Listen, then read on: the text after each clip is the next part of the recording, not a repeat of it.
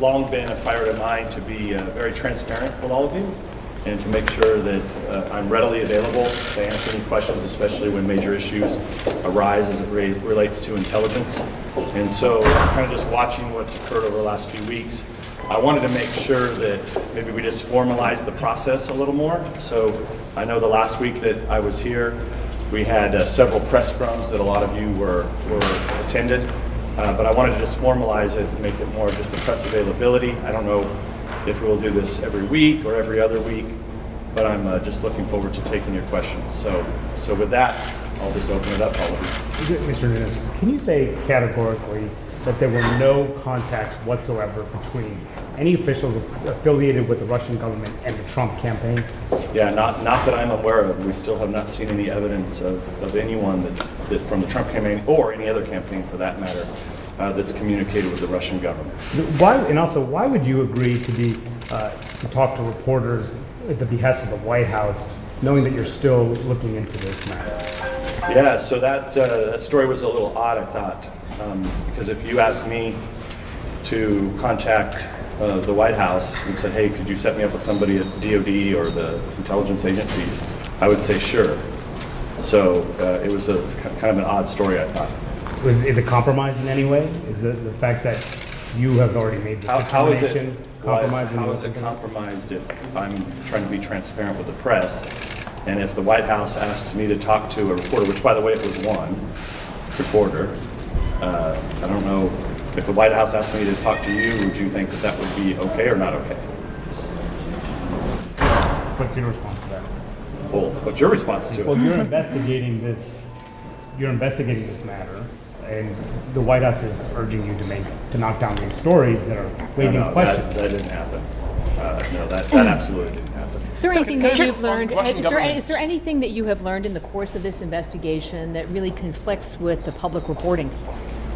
Well, if you look at what's happened, there's been major crimes have been committed, and what I'm concerned about is this. No one is focusing on major leaks that have occurred here, and so right after the leak of the transcript that President Trump had with the Australian with the Australian Prime Minister, I was in contact with the Australian ambassador. I was also in contact with the White House and the appropriate agencies because we can't run a government like this. A government can't function with massive leaks at the highest level of our president talking to foreign leaders. And so that, I think, is one of the focuses that you all should be concerned about, because these are high-level leaks. Can I just follow just up on, how big is the circle of individuals who have access to those transcripts? Well, this is out of, I didn't really realize this, but evidently the way I understand the process is that the last administration had it set up to go down to the State Department and the IC, and perhaps any other stakeholders within the NSC or the appropriate people within the White House. And so, we don't know how those got out, but clearly, how are foreign leaders going to be able to talk to our president if they don't think that this is going to be leaked to the press? Congressman, on Russian government, just to follow on Manu's question, because you said no contacts with the Russian government. As I'm sure you're aware, there are many Russian businessmen, oligarchs, etc., that report back to the Kremlin. That's part of their circle of intelligence gathering. Have you eliminated that possibility that the people that Trump advisors were speaking with have connections to the Russian government, even if they're not officially working for the Russian government? Well, we haven't, just to be clear, we haven't eliminated anything. The only thing that I want to make sure that we do is before we go after American citizens and subpoena them or bring them before the legislative branch of government, that it's not just because they appeared in a news story somewhere. But you're saying you have not eliminated, you're still investigating then communications between Trump campaign advisors and Russians known to U.S. intelligence perhaps who might be reporting back to I would say Kremlin? it's not, I wouldn't limit it to Trump only or Trump officials. I would say that it would be also any contacts with any political candidates anywhere at any level, including in the United States or in other foreign. But including Trump, are you saying then that there were Clinton advisors that were speaking to Trump? To I'm just saying that no. Let's not. Okay. Well, I'm just asking what you're saying. There would be no evidence of that, nor is there any evidence that I've been presented about Trump advisors speaking to Russians. But we do know for a long time that the Russians have been very interested in manipulating elections, manipulating the press. They're very good at propaganda. And so that's what caused me a year ago to come out and criticize the intelligence agencies for the largest intelligence failure since 9/11 because of the lack of good intelligence that we were getting on Putin's plans and intentions. And so that's why I really appreciate the amount of press that showed up here today, because we do need to have some scrutiny put onto the Russian government, and we do need to know if there are any Americans that are talking to the Russians and anybody connected to the Russian government or Russian agents. But at this time, I want to be very careful that we can't just go on a witch hunt against Americans because they appear in a news story somewhere. And by Americans, do you mean Michael Flynn, the former NSA? Any American. Yeah, Are you referring to Flynn? Well, I think specifically I think the more important question on that was there were 3 Americans, of which the only name I know is Manafort. The other 2 I don't know, but they appeared in a news story. And the questions that we had 10 days ago when that story broke, for many of you who attended the different press availabilities that I had, the question was whether or not we were going to investigate those Americans. And at this point, here at the committee, we still don't have any evidence of them talking to Russia. And do you have all the evidence at this point that you expect to receive, or would you say you're still in the preliminary stages of receiving and reviewing that evidence? Well, we're working on we have the scoping of our investigation finished. And then we're going to move into actually receiving the evidence. But as of right now, the initial inquiries I've made to the appropriate agencies, I don't have any evidence. I just want to be really clear here. So the FBI specifically told you that they have found no contacts between any Trump associates and Russian officials. Yeah, so I want to we're not going to we're going to say the whole IC here. I'm not going to get it specific to any one agency. But as of right now, I don't have any evidence that would, of any phone calls. It doesn't mean they don't exist, but I don't have that. And what I've been told is by many folks is that there's nothing there. But you're still looking into that. But we're absolutely looking into it, and we want the information. But I just can't call in American citizens with no information. When you say that there are no contacts with Russians, are you referring to direct contacts? For instance, Mr. Manafort had a lot of contact with Ukrainians and people who work closely with Russian government. Yeah, well, I think specifically this would be on contacts with any association whatsoever to anyone even within the realm of the Russian intelligence apparatus. You just said that many people have told you this. Can you be more specific? I mean, who has told you that there are? No, I'm not going to get into specifically the conversations I had. I had with the executive branch and the appropriate agencies, but I will say that we long have had a very good process in the Congress here, where we have the Gang of Eight. When counterintelligence issues arise, they brief us on those counterintelligence issues, and we keep them because they oftentimes involve American citizens, and it's important that we keep it that way when those investigations are ongoing. But in this case, as it relates to any campaign officials dealing with Russians, we don't have any evidence right now. Mr. Chairman, if you've been told that there's nothing there, why are you specifically investigating whether there are any links between the campaigns and Russian officials? Well, unlike what I think what's been reported, we've had a long, ongoing investigation into Russian activities. I would have preferred for that not to be out and talked about in public, but you may remember for the last several years we've been concerned about Russia's cyber activities, and we remain concerned about those activities. Since the election, we've broadened the scope of that investigation to include any involvement in our elections here, and of course any ties that there might be to any government officials at any level. So it's not just here in Washington, but governors and others. If there's anything out there, any American citizens from political campaigns coordinating with the Russian government, we clearly would want to know that, and we want to investigate it. Just follow up, have you seen the transcripts of Lynn's phone calls with the Russian ambassador? No, but I've been briefed on them, and it would be unusual, actually I think unprecedented for us to get transcripts that were illegally leaked out and discussed for us to have those here in Congress. Was there anything and I think we've got to be very careful about the legislative branch of government getting FISA warranted communications, and that we start combing through private conversations that American citizens are having. We got to be very careful where we go. Anything concerning that you've learned from those briefings? No, I think what it appears to me like is that it seems to be there's a difference between what Russia's sanctions are to people like myself, which when I think Russia sanctions, I think of dealing with Crimea, dealing with the invasion of Ukraine by the Russians, and the sanctions that we've put into place, working with our allies, with the EU and others. And then what happened right at the time after Christmas when President Obama kicked some Russian diplomats out. But I don't really consider that to be sanctions. How extensive? Why are they different? Both were just kind of punitive action taken for a reason. Well, look, Russia sanctions on the global stage. Most of the meetings that I have with foreign leaders, they always revolve around, when we talk Russia sanctions, that's what we're normally referring to. I don't, when President Obama kicked out a few diplomats, that was, number one, it was way too late. Number two, it was extremely weak. Number three, the Russian government didn't even respond to it because it was so ridiculous.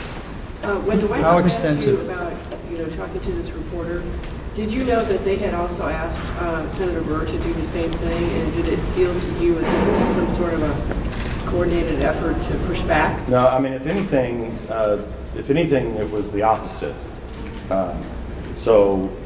Many of you who were around 10 days ago, you know that I took your questions as it related to the New York Times piece as it related to 3 Americans and whether or not we had information or not.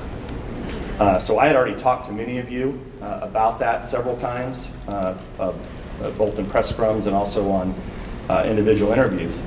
And so by the time, all it was a White House communications person passing a number and a name of a reporter over for me to, if I would talk to them, following up what I had already told all of you in the days before that. So I'm not sure how you generate a press story out of that, but I can't control what you guys write. To be clear on the FBI, are you saying the FBI has not supplied you with that evidence, or the FBI has told you there is no evidence? Well, look, I'm not going to get into which agencies. But that's okay? I think it's in the intelligence community. But the intelligence agencies have not provided me or the committee any information about those 3 Americans communicating with the Russians. But they have not told you that evidence does not exist. There's a difference there, of course. Yeah, the way it sounds like to me is it's been looked into, and there's no evidence of anything there. Obviously, we'd like to know if there is. On the front. Then it's pretty serious. Then it would be the intelligence agencies then misleading Congress, which opens up a whole other problem. Why not just name a special prosecutor to take away the notion that this could be tainted by politics anyway? Well, I mean, look, this is we're the legislative branch of government. We're elected. I think the history of special prosecutors is mixed, and at this point, what are we going to appoint a special prosecutor to do exactly? To chase stories of American citizens that end up in newspaper articles? I mean, that's who made the right now. I mean, look, if there's at some point we have serious crimes that have been committed, it would be something that we would consider. But at this point, we don't have that. The only serious crimes we have are leaks that have come out of our government to the press and others. Yes. You had written a letter to the FBI about the leaks. Can you give us an update on what you hope to get out of that request? Well, I wrote the letter, and obviously it's a classified letter, and there's classified version, unclassified version, and we're expecting answers to that. So I think we have some briefings this week and next week, and those briefings will continue. And who made the committee resources to investigating these leaks? Well, as anything, we can't, just like I think it's very similar to us not having any evidence of who, of these American citizens that were allegedly talking to Russians. We also don't know exactly who would have known about General Flynn. Now, the good thing is about FISA and the way it works, there should be a record of who in the government knew about General Flynn talking to the Russian ambassador, and from there we should be able to know who's in the realm of the possible who we need to talk to. On this very point, can I ask you, who made the decision under the last administration to unmask Flynn, and was it appropriate? We don't know yet, but that's a very good question, and those are some of the, I think that we should be able to find out. We should be able to find out who within the executive branch knew about the initial conversations, and then who went to who to get Flynn's name unmasked. So that should be a relatively small number of people. So do you have any? When the intelligence community begins presenting evidence to you, is that evidence going to be turned over to your committee, or is it going to be continue to be housed in the intelligence committee? Well, that will be that's one of the contentious issues right now of where the information is housed. We'll probably have some here, some may remain at the agency. Do you have any? Have you heard any evidence at all, or seen anything about anyone in the White House directing Mr. Flynn to discuss any issues with the Russian ambassador? Did anyone in the White House tell him to do that? No, look, I think this whole issue with General Flynn is an American war hero. Put together one of the greatest military machines in our history, providing the intelligence to basically eliminate Al-Qaeda from Iraq. And he was the national security advisor designee. He was taking multiple calls a day from ambassadors, from foreign leaders. And look, I know this because the foreign leaders were contacting me, trying to get in touch with the transition team and folks that wanted to meet with President Trump or President-elect Trump and Vice President-elect Pence. But the President-elect Trump at the time, or the transition team, tell Flynn to talk to the Russian ambassador? Look, I would find that hard to believe because they were so busy. And I think these conversations were all very short. Are you going to finalize and release the scope of the investigation? Also, do you plan to coordinate with the Senate side to have joint? Yeah, we're separate bodies, but we will.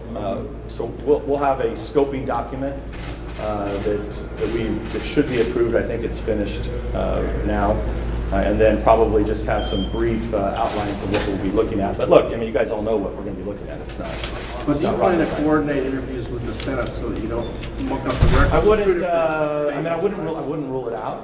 I wouldn't rule it out, but we'll try to work with the Senate where possible. But I view this as two separate branches of the legislative branch of government.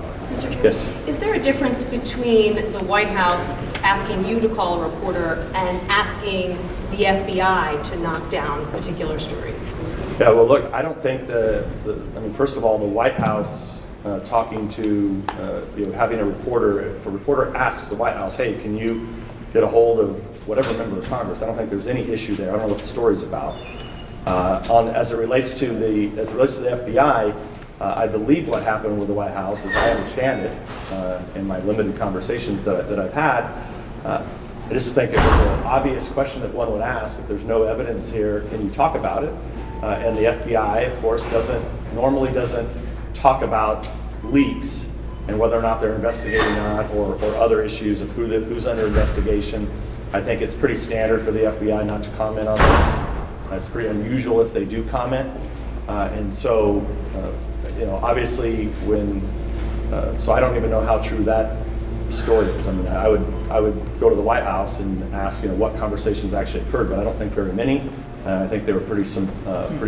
Can you give us an idea of how far along you are in starting this investigation and how many people? Just to make sure you understand, what caused me to go out a year ago and say the biggest intelligence failure since 9/11 was our failure to understand Putin's plans and intentions. What caused that is because we were constantly investigating the Russia problems.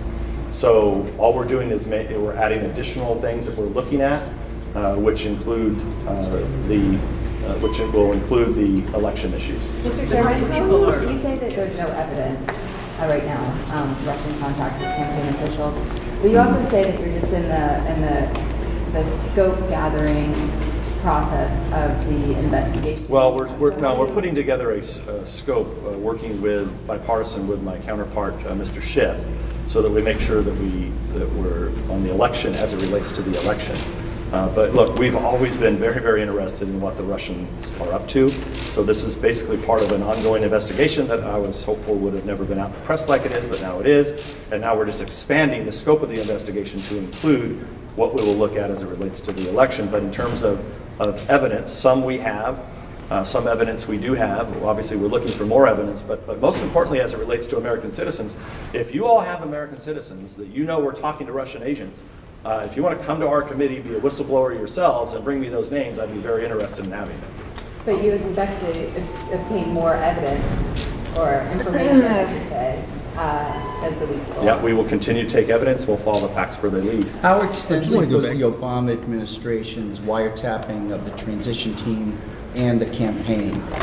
Was it just Flynn, or do you think this was a regular process of listening into what Trump was doing? Well, as I understand it, this was inadvertent collection to where then Mr. Flynn's name was then unmasked. Someone had to make that decision. Somebody very high up within the government would have had to do that, or multiple people.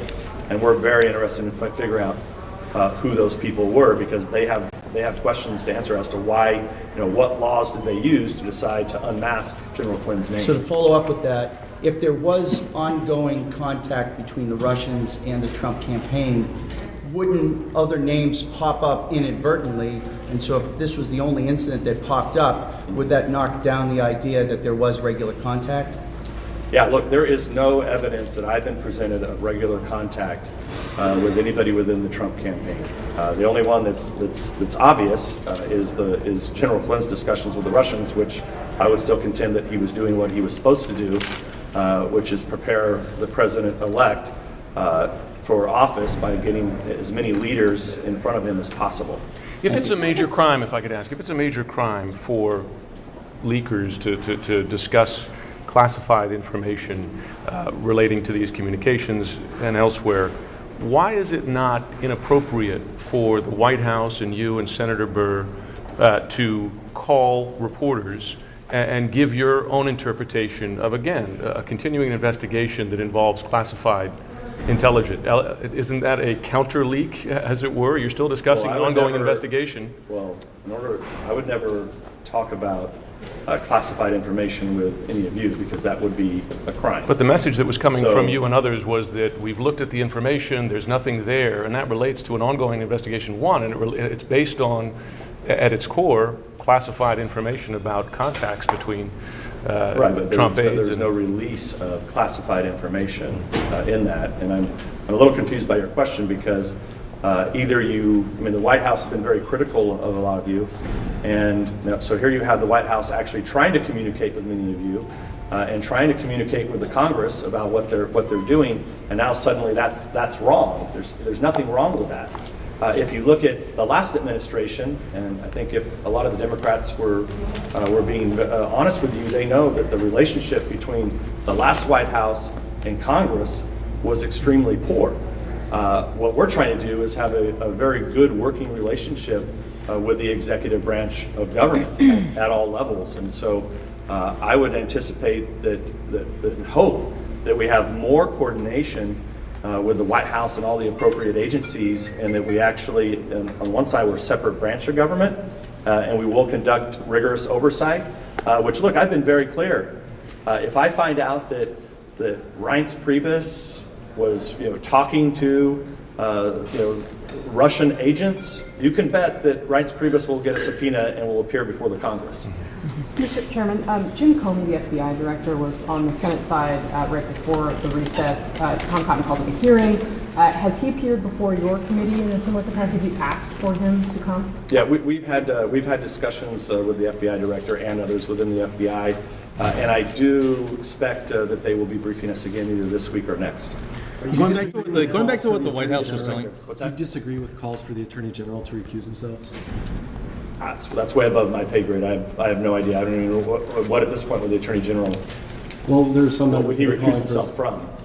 They're calling on him to, because of his relationship with the Trump campaign, that he would be an impartial. Right, but the way this works is, if the FBI is at some point, if they're conducting an investigation, they would have to go to the appropriate authorities to get a warrant to do something. And as far as I know, none of that's happened. And going back to what the White House was asking. asking. Do you have any concerns with him talking with the FBI, number two at the FBI, to back down stories about this, given the I think restrictions? I don't want to between speak. Look, I think you need to ask them, but I think they've been pretty clear about the discussions. I think the FBI regularly briefs both branches of government. So they would brief, FBI would brief the president, vice president, the chief of staff, any other appropriate personnel, the same way that they brief the Senate and the House. And so it would not be unusual in any of those cases for us to make requests of the FBI or any other intelligence agency. Based on your briefings, has anything in the Trump dossier been verified? Not that I'm aware of. Going back to what the White House was telling you earlier, you said that it was not about knocking down the New York Times report. So what did they suggest? Yeah, I mean, I think that's a good point. And look, you guys are the ones that were there. Matter of fact, I think you were there when I think I spoke to you the morning of that story breaking. I was very clear with all of you about what I thought about that New York Times story. This was way in advance of the White House sending me one phone number, and I still don't understand what would be the problem of the White House sending me a number of a press person to call. Is it the whole point of the press to be transparent? I mean, you guys always normally want to talk to me, and that's why I wanted to create this press availability today so that I can talk to all of you, so that it's just more organized versus you guys chasing me around. But what was the guidance from the White House? Did they give you any guidance on this? No. It was just this person wants to talk about the New York Times story, and I got the number and I called the reporter. Mr. Chairman, on the Flynn phone call, I'm not sure I fully understand the distinction you made between the Ukraine sanctions and the sanctions that President Obama imposed. It wasn't just kicking out diplomats. So look, I think let me describe it bluntly. But he also did sanction individuals with the GRU, contractors that participated in the hacking. And I guess the question is, if General Flynn telegraphed to the Russian ambassador that those sanctions, whether or not you think they were serious enough or strong enough, would be eased or lifted, would that not be concerning? So let me be very, very clear. So I think that just when I apply common sense to this, those were not sanctions. Those were petty. They're not taken seriously by anybody who knows this. When every conversation I've ever had about Russia sanctions with any of our allies, it's always been about the Russia sanctions dealing with the invasion of Ukraine. But you realize there were sanctions imposed. Well, look, you guys can call them that if you want. But lawyers call them that. The White House lawyers call them that. We're not calling them that. But the question is, did General Flynn in any way suggest to the Russian ambassador that he didn't have to worry, that Vladimir Putin didn't have to worry about these sanctions because President Trump would either ease or lift them? Yeah, well, I think if the discussions occurred around ensuring that there was no overreaction by the Russian government, so that the new administration could do like all the other previous administrations who think that they can work with Putin, which all three have been wrong, that they cannot work with Putin. If that was what General Flynn did, was just to try to keep the lines of communications open and to make sure the Russians didn't overreact and maybe have some reciprocal attacks on our diplomats or other embassies around the world, that did us a big favor, and we should be thinking regardless of that does sound like he was telling the Russian ambassador, don't worry about what the president just announced. We're going to do something different when we get... Yeah, I don't know that that's what was said, but if that was said, I don't know what the problem would be with that. I mean, I think isn't that one administration negotiating against another? Isn't that one U.S. administration negotiating? So do you want to investigate a Logan Act? You're a Logan Act guy? No, I didn't mention the Logan Act. I'm just saying if one administration said that he would... It's ridiculous. If the Logan Acts are ridiculous, you guys all know that's ridiculous. Have there been... To do what? To subpoena Trump's tax returns. I'm sorry, go ahead. A moment ago, in answering his question about Jeff Sessions, whether he should recuse himself, he said, well, if I understood correctly, you said, well, I don't know why he should because you didn't know of any investigation going on. So is that saying that Well, I don't think there's any evidence to go after anyone at this point. Well, is the FBI not at that point, investigating it'd be up to the Attorney General and others. Is the FBI not investigating leaks at least? I would assume that the FBI should always be investigating leaks. I would hope that they're taking the leaks that have occurred over the course of the last couple of months very seriously, and I would hope they're investigating. But look, they're not going to comment on those, nor should they. And one other thing. If you're looking into leaks, is that rolled into the Russian investigation, or is that something separate? No, it'll all be rolled into the investigation. Mr. Just your Democratic colleagues are not here at this briefing today. We understand they were not aware this was happening. Why should Americans be confident that this inquiry you're doing is in fact bipartisan? Well, the whole point of me calling this this press availability was because I didn't want to have, like we had the last week, where there were multiple press scrums. So I often had times had to continue to repeat myself. And then, as I saw these stories roll out, I just looked at all this and said, well, this can't possibly be true, because I was very open, very transparent with all of you. I was willing to go on the record right away about what had happened or not happened with the New York Times story, what I knew at the time. And so I just want to make sure that what I'm trying to do to bring to this is actually more transparency, so that we can have a normal engagement with all of you that's regularly scheduled in advance. For two reasons. One, so it's all on the record, so you all know that we're being transparent. But two, I don't like to have to repeat myself all week on the same thing. New topic, North Korea, please. Mr. Chairman, another country that's been in the news a lot lately is North Korea. What is your assessment of how large a threat North Korea is to national security and how it compares to Russia? Well, the North Korean regime is completely unhinged. They've long been unhinged. And the closer they get to ability to not only detonate a nuclear weapon, but also deliver that nuclear weapon, we have to take that seriously, because for a long time this is not a regime that would, by any stretch of imagination, you can have actual negotiations with. It also is, I think, one of the biggest travesties on the planet when people find out what's happened in North Korea, where you have probably 20 million people living like animals. I think we should all be concerned about it, and somebody who is unhinged as a North Korean dictator, we should all be concerned about, and so should the Chinese and the Russians and others. And then how does it compare to Russia? What is your assessment in terms of the larger threat North Korea to Russia at this point? Well, the question will be with whether or not can there be a new relationship with the Russian government. This administration wants to attempt to try that. I'm very skeptical of that, but to be fair to them, President Obama tried, President Bush tried, and so did President Clinton right when Putin was put in office. Has the Russian cyber activity continued since the election? And if so, what's the intensity? Are there any specific targets? Did the sanctions? I think the important thing to know about, and as you know, the House Intelligence Committee for many years has been very active on cyber threats. And if you look at, I think one thing you should assume is that the Russians and the Chinese are very, very good at their cyber activities. So most of the time, we're not going to even know that they're there. And they continue to expand their capabilities. And we, of course, there's all sorts of antivirus companies out there and people who are watching this threat. But look, everybody's communications are vulnerable, whether it's your email, phone calls, the grid. Both the Chinese and the Russians are actively increasing their cyber attack capabilities, and we're trying to respond to that. At this point, do you think that you now know everything that the FBI knows at this point about Trump Circle and Russian intelligence gathering? Look, I always want to know more, but I think they have been very upfront. They've been over to brief us, and hopefully they'll continue to do that. So you think it's possible they now know more than they've shared with you at this point? Look, I would think that they'd hit the high points with us, but we'd like to drill into that a little bit more to see if there's anything there. And so you said, any other questions? Yeah, you said it was this was an expansion of a year-long investigation going on. Well, how would you categorize the expansion? What stage are you at of the expansion? Is it the beginning of the this the best part of the investigation? Or what's the scope of the previous? Yeah, well, I'm not going to get into what we I prefer for this never to have gotten out, that we were very concerned about Russian activities, okay? But it's out there now.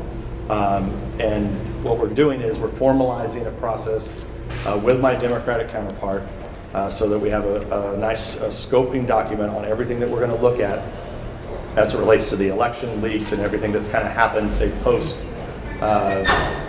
maybe right pre-election and until now. But I'm just thinking, is this early days? And you said we don't have any evidence. Is this early days? You might not have evidence yet. You could well come in. Well, I think what I'm trying to be very careful of here is, and I want to warn all you. We can't have McCarthyism back in this place.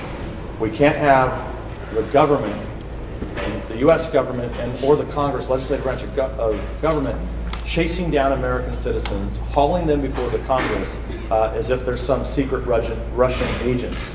And that's what I'm concerned about here, that we don't go on some witch hunt against American citizens just because they appear in a press story somewhere. Mr. Chairman, you said that you didn't want the initial investigation to become public. What do you see the end result being? How public will your findings become? They'll be public. Yeah, they'll be publicized. And beyond that, what and look, we could just have likely what will happen is we'll probably just have an interim report of some kind that we'll put out on what we have, and then, like oftentimes occurs, these investigations, I would like for the whole issue with the Russian investigations to have to stop, but I don't have, as you already know from my previous comments, I don't have any faith that Putin's going to negotiate in good faith with us and become an ally or become part of the West. So how much of that aspect of it, this distrust of the Russian government, have you shared and expressed with the president, given the as you said, previous administrations sort of always start out wanting to reset that relationship? I mean, have you expressed? I've been, I don't know if I've spoke to the president directly about it. I don't think I have, but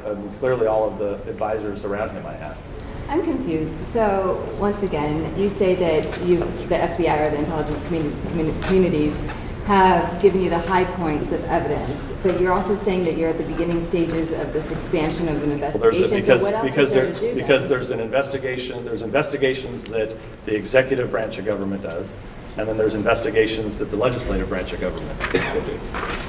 And so you're confident in your assertion that there is no evidence that these three people talked to Russian agents, even though you have not done your own investigation into it yet? As of right now, we have no evidence, but we will continue to ask for evidence and we'll continue to look for evidence, not only on the three Americans that were named in that story, but also any other American that has any contact with Russian officials.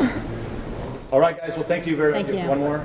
Are you any closer to understanding, though, why the president is so praiseworthy of Vladimir Putin, or why he says basically what we do here in America is the same as what he's done in Russia? Look, I'm very perplexed by this, just like as I was perplexed by when George W. Bush looked into Putin's eyes. That was perplexing.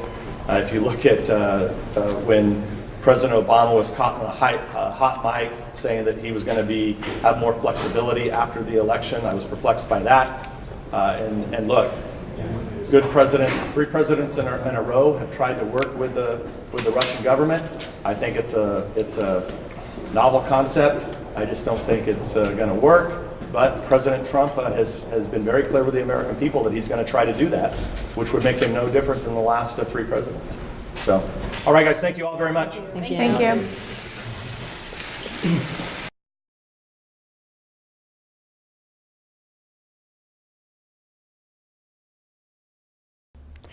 All right, folks, thank you very much for joining us and choosing us as your stream of choice. Today, White House presser. It starts in roughly 2 hours, so a little bit less than 2 hours.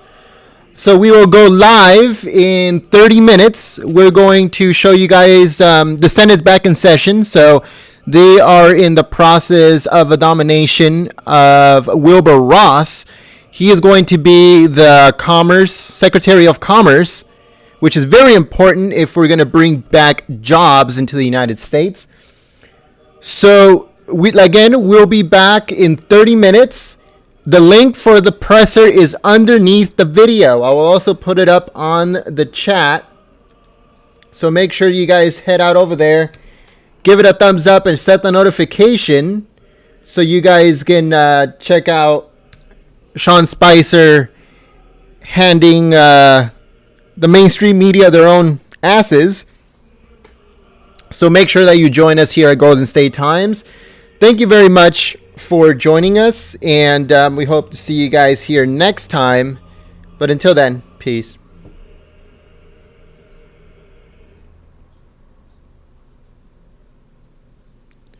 Again, there is a White House presser today in roughly 2 hours, a little bit less than 2 hours.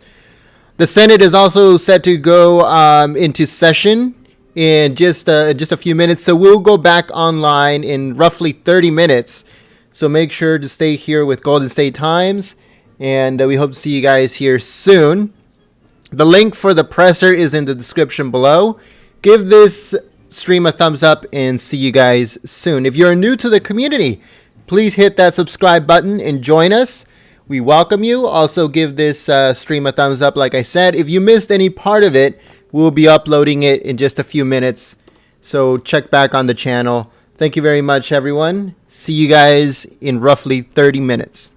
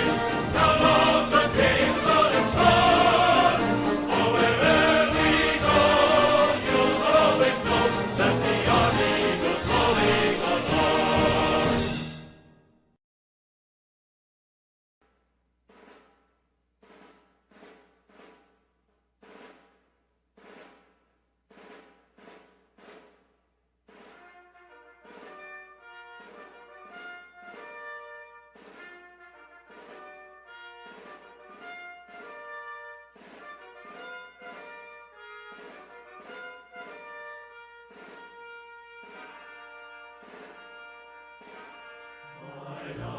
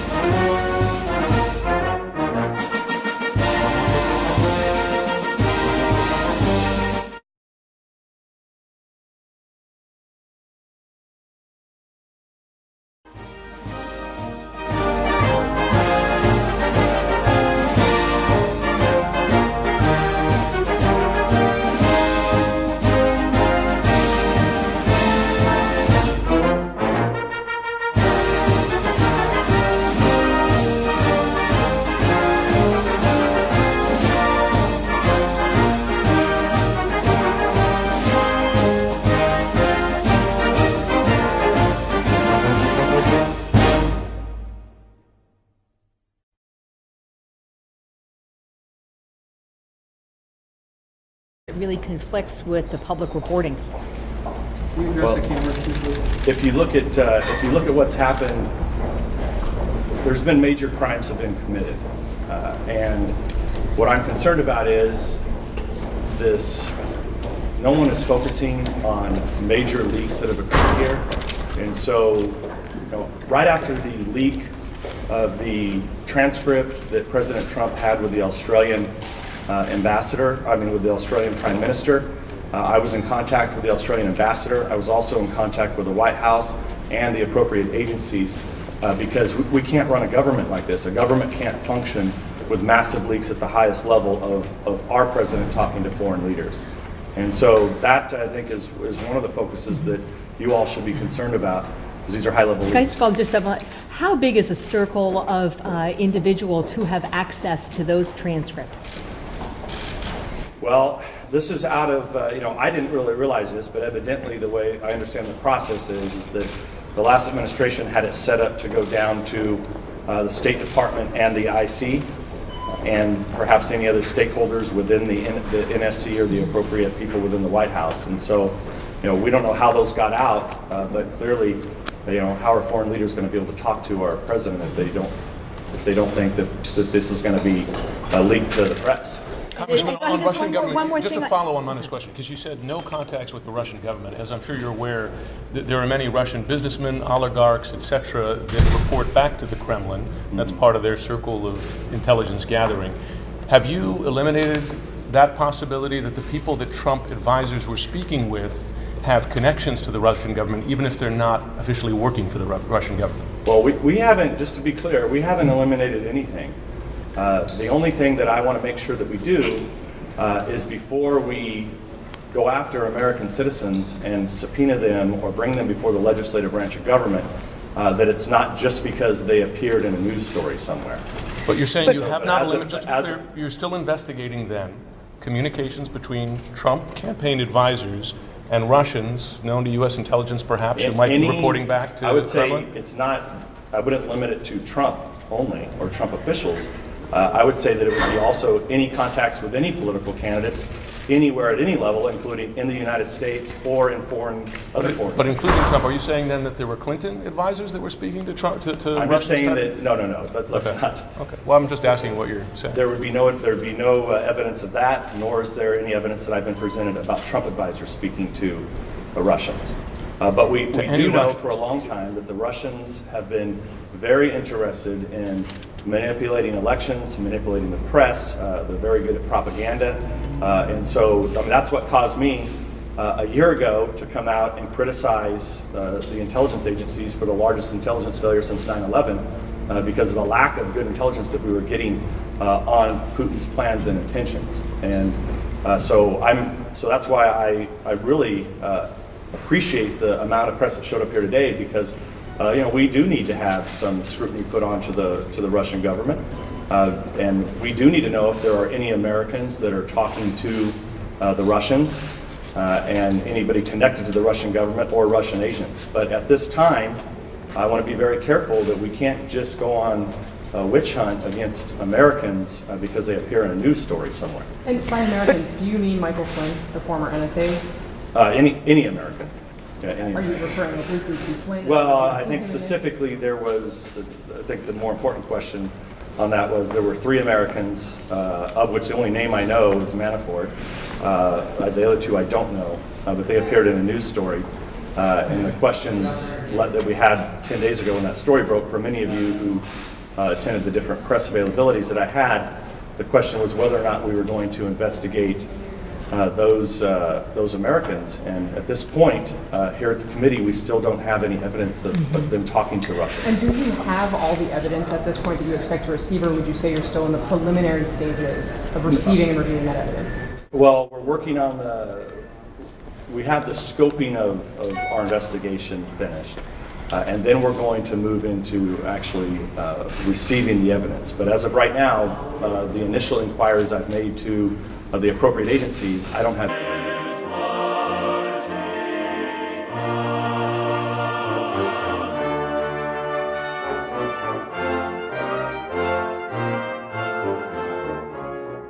have seen him in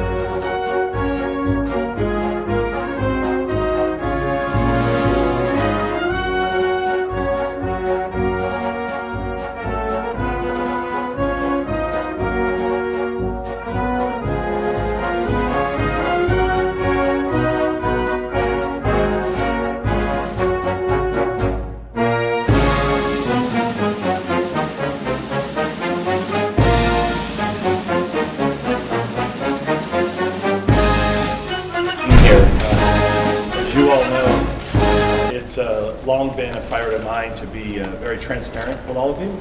and to make sure that I'm readily available to answer any questions, especially when major issues arise as it relates to intelligence. And so I'm kind of just watching what's occurred over the last few weeks.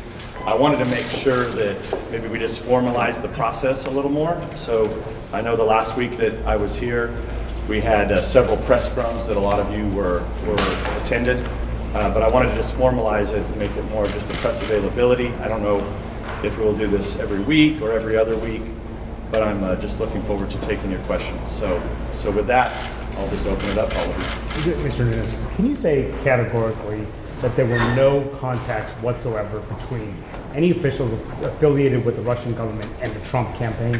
Yeah, not that I'm aware of. We still have not seen any evidence of anyone that from the Trump campaign or any other campaign for that matter that's communicated with the Russian government.